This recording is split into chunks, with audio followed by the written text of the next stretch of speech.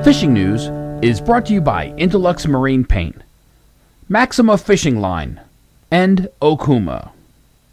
Well, not to say I told you, but last week I did say with the offshore winds through the weekend, you could look for a pretty hot bite over the weekend.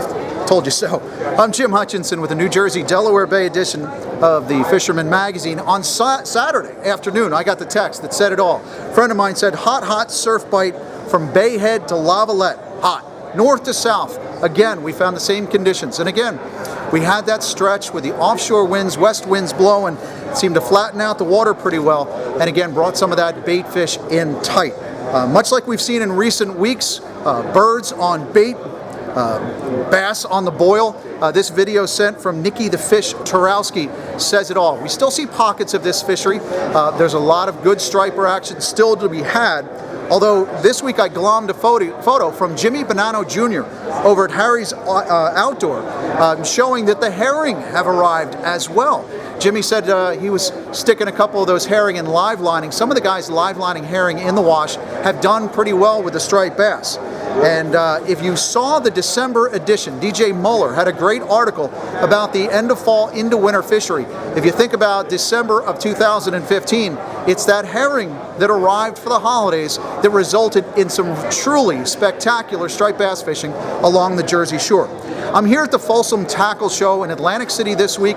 This is a dealer show where some of the hottest gear is bought and sold, and a lot of the tackle shops are here picking up some new stuff. I was checking around with some of the folks here to find out what would be a good herring imitation for surfcasters. Tom at Dock Outfitters, he said the tsunami swim shads are always a good bet. I saw Ronnie from Fisherman Supply, who mentioned metal lips are always a good sign. Two friends, Chris Shoplock, and also the folks at the Reel Seat let us know that the SP Minnow, the laser sardine, is the way to go. And I can tell you right now, Jimmy Bonanno is walking around with a couple of them in his pocket. Now, the big story that we have this week from the Fisherman magazine was Sunday's catch. Down on Delaware Bay at Overfalls Shoal, a 62-pound striper was brought back in for weigh-in at Hookem and Cookem down in Rehoboth Beach. Now, this giant fish was caught. We talk about it all the time. It was a mojo fish. So those guys were waiting to find out from the state of Delaware whether that 62-pound striper is going to be a brand new state record down there.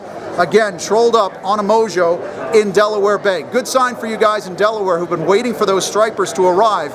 It seems all indications are they are here. Don't forget, we still have some good action offshore here in South Jersey as well. It's tough to get that beach bite, though the guys at Fanatics say there are some periodic opportunities to catch them in the wash here in South Jersey, but most of it has been on the troll out to the 3-mile line. Inside the 3-mile line, guys, don't go fishing for stripers in federal waters. Folks at Sea Isle Bait and Tackle, they let us know they weighed in a bunch of fish in the 20 to 30 pound category. Tony and Simon here. Again, mojo, bunker spoons, and also putting out those umbrellas. Don't forget the plugs too. Those trolling plugs, whether it's the Rapalas or the Bomber CDs. This was a man's stretch 30 for Captain John Peterson of the Unreal out of Cape May. Menhaden, the bunker pattern, the man's Menhaden pattern. Now, moving off of striped bass, some guys are still scheduling those end of the season meat trips. Folks like Nick Newberg and Benchmark Charters. Guys, don't forget that black sea bass season, it closes at the end of December. So if you want to stock some fish away for the cooler and vacuum seal your collection of black sea bass to make it through the first quarter of the winter, now is the time to get on that action. On the freshwater side, this rain that we finally got has done a good thing for the streams in northwest Jersey. Plus, don't forget the state of New Jersey has also finished off their fall stocking. We found out there's some good trout action to be had from Spring Lake on out to the Raritan, along the Raritan. That's where Chris Pereira, he was hitting the brown trout on white trout magnets over the weekend. Now, if we get away, don't forget, we'll have ice fishing if we get a cold winter. But for the most part, what's going to keep us busy through the first quarter of 2017 is an outstanding tog fishery. All right, we got that bag limit returned in New Jersey in November. We will have that bag limit through. Right now, the fish are still near shore, which is great because they're making that fishery, it's jiggable. You know, you're getting in some of that shallow water, places like Sandy Hook, Axel Carlson, Seagirt, Wildwood, and Cape May Reef. Before these fish go deep, get out there in the shallower water, mix and match the white crabs and the green leg, or the white leggers and the green crabs. You can get away with spin gear too while these fish are in tight. We got a short time here while those fish are going to be in mid-range waters. They're a little shallower. Set up the spinning gear.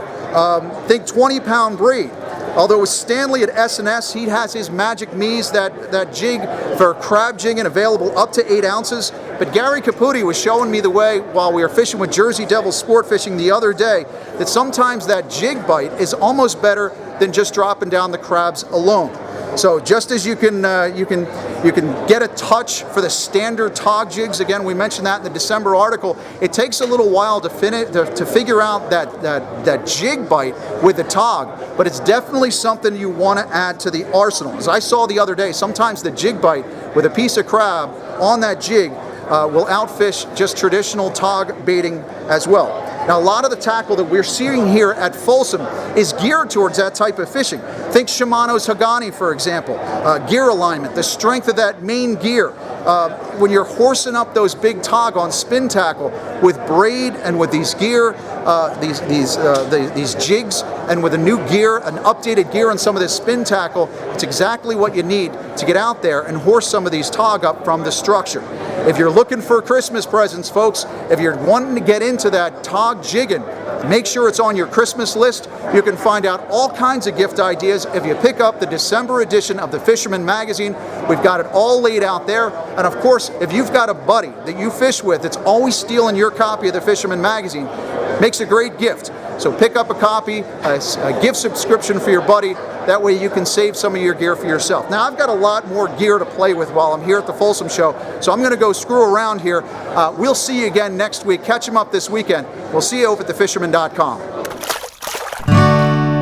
The fishing news is brought to you by Intellux Marine Paint, Maxima Fishing Line, and Okuma.